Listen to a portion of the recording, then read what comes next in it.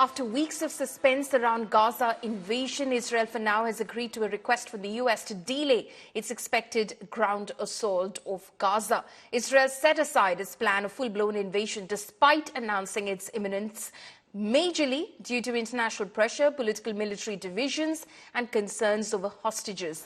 Firstly, it was the US which stated it wanted more time for hostage talks.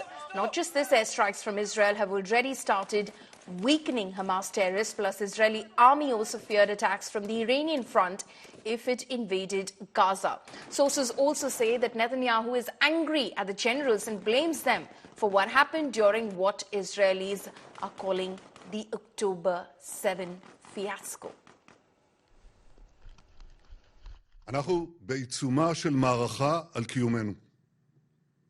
הצבנו למלחמה שתי מטרות: לחסל את החמאס על ידי השמדת היכולות הצבאיות והשלטוניות שלו, ולעשות כל דבר אפשרי להשיב את החטופים שלנו הביתה.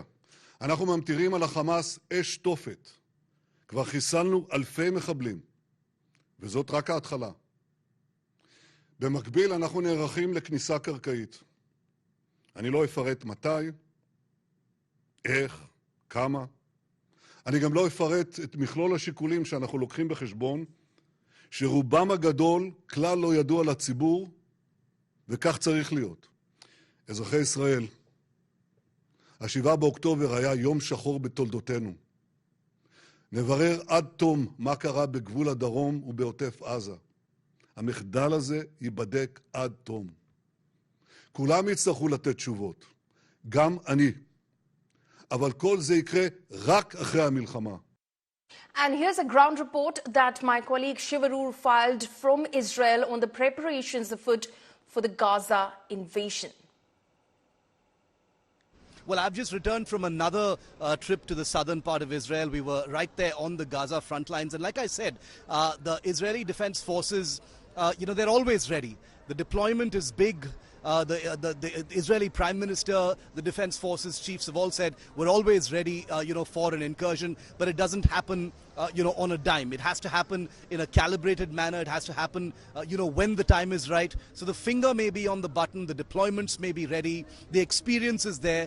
But the fact is, Israel this time doesn't see failure as an option. It has conducted ground invasions on 2 occasions before. Lessons have been learnt there, but this time things are vastly different because there needs to be an end game. There needs to be an exit strategy. It can't simply be a ground invasion of Gaza and then the responsibility of Gaza falling on Israel's shoulders. I spoke to senior officials of the IDF today, and they said something very important. They said this is not about vengeance. This is not about revenge. This is about recovering a feeling of security, recovering a guarantee of security.